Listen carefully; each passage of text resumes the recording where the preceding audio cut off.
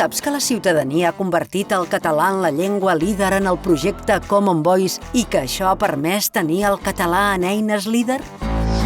Common Voice és una iniciativa de Mozilla per crear una base de dades lliure de veus en diferents idiomes que serveixi per crear programari de reconeixement de veu. El contingut que nodreix la iniciativa ve d'aportacions de voluntaris que enregistren frases i les envien i es millora contínuament amb les correccions d'usuaris, voluntàries també, sobre el material ja disponible. El català és la llengua amb més material.